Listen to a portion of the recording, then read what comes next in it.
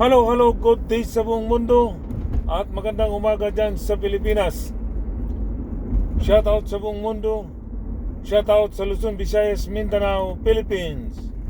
Bago po ang lahat, please dalawin niyo ang aking YouTube channel, Eduardo Dekritan po. Ang aking YouTube channel, please subscribe po kayo doon sa aking YouTube channel, Eduardo Dekritan. At click ang notification. Pag nakita niya ang all, toldokan nyo lang po yan mga bossing, mga madam. Okay, sa aking FB, please mga sa aking FB, please pakipollow po ang aking FB, please. Bago lang po ako mga bossing, mga madam. Baguhan lang po ako sa aking FB. Bagong FB po ito mga bossing, mga madam.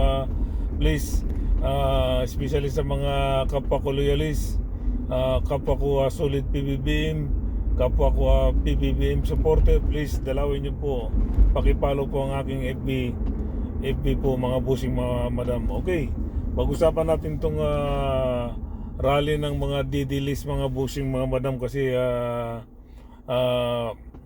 yung di ba itong rally nila biglang pinutol ng maaga kasi nga walang nangyari mga bossing, mga palpak na naman yung rally nila.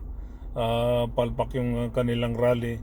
Itong nag-organisa sino ba to, si General Cookies. Wala talaga mga bossing, mga madang, walang pagbabago hanggang ngayon. Itong mga didilis hindi pa rin magsitigil na kaka-atake sa ating administrasyon, especially ang ating Pangulong, mahal na Pangulong si Bongbong Marcos, mga bossing, mga madam. Kailan kaya ito sila titigil? Kasi wala na talaga. Ang kanilang rally laging sinasabi, administrasyon ng ating mahal na Pangulo ay corruption, mga corrupt. Wala, yun lang, lagi paulit-ulit. Bangag si Marcos. Wala, laging ganun mga bossing, mga madam, nakakasawa. So sino bang tao na napupunta doon kung ganun lagi ang mga tapos ang pinagtatanggol nila ang kanilang vice presidente na isa naman ng maraming kaso.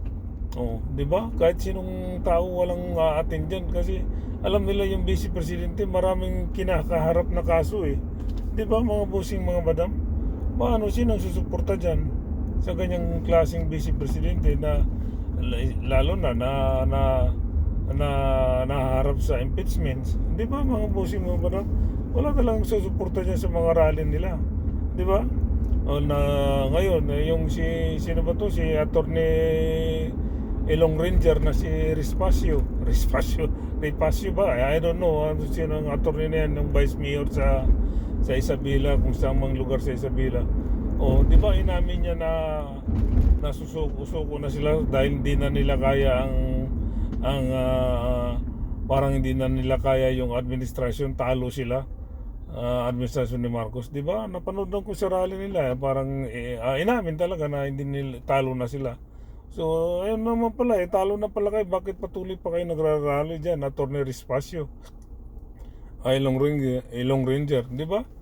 Mga busing, mga madam, wala talaga to.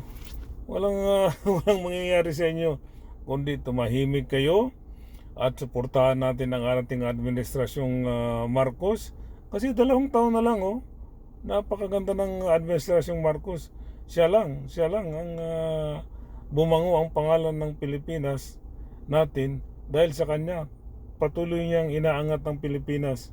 Samantala kayong mga didilis, patuloy niyo dinadaw ng ating administrasyon, lalo na ang aming mahal na Pangulo.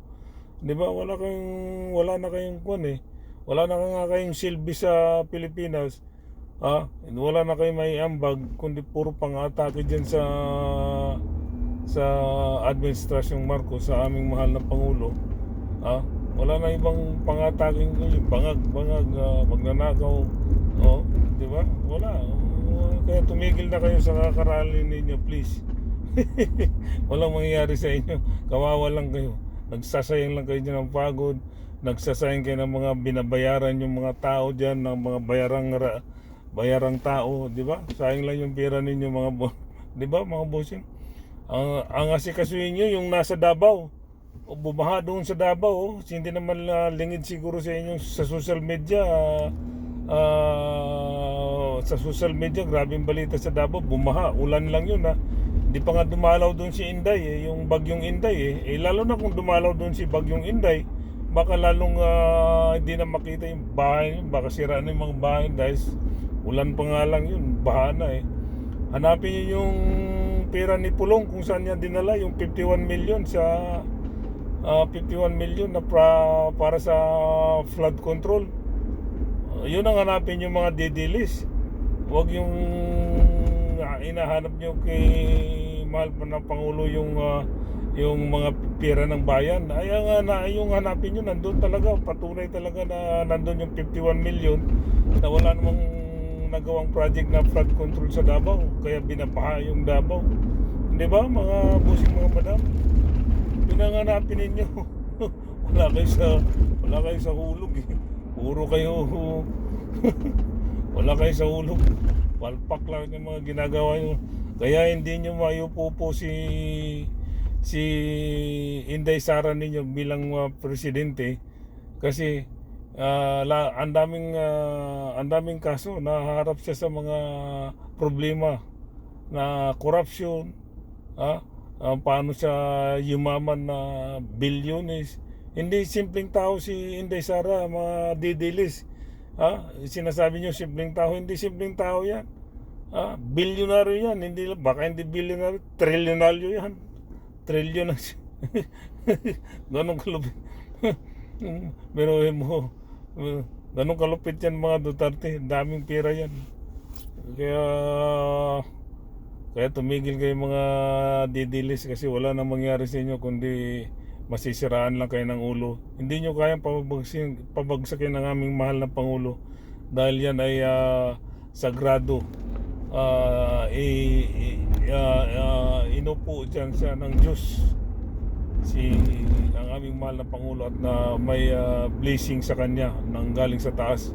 Kaya ganong katatag ang aming mahal na Pangulo. Di ba? O mga didilis, di ba? Ang inyong Tatay Digong, ano nangyari? Kung may blessing siya sa Diyos, bakit pinahintulutan ng Diyos na dalhin siya sa dahig? Kasi meron siyang kaso na crimes against humanity. Yun ang kaso niya. Kaya hindi siya binlisingan ng Diyos. Di ba? Kaya dinala sa dahig. Kaya kayong mga didilis, magsitigil na kayo kasi wala na kahit anong rally ninyo. Walang mangyayari sa inyo mga di ba mga busing mga madam? Kawawa lang 'tong mga didilis, lalo lang sasakit ang ulo ninyo sa kung paano nyo maibagsak ang aming mahal na Pangulo, pero hindi nyo kaya maibagsak dahil may blessing galing sa taas ang aming Panginoong Diyos. Nakaguide ang aming Panginoon Diyos sa aming mahal na Pangulo, di ba? O di ba mga busing mga madam? Okay, hanggang dito na lang po mga busing mga madam. Please subscribe po kayo sa aking YouTube channel, Eduardo Decretan, mga busing mga madam. Okay? At sa aking FB, please follow po kayo sa aking FB. Maraming salamat po mga busing mga madam, sa bago kong FB po, Eduardo Decretan. Sa mga hindi pa po nag-follow sa aking FB, please follow, like and share, at babasahin ko po naman mga busing mga madam. Okay mga busing mga madam, sa kapwa ko loyalist, maraming salamat po sa suportan niyo sa akin, sa mga solid PBBM, solid Marcos. Maraming salamat po sa suporta niyo sa akin mga busing mga madam. Okay, hanggang dito na lang po ang kapayapaan niyo dyan sa Pilipinas. Susumasahin niyo. Bye bye, peace.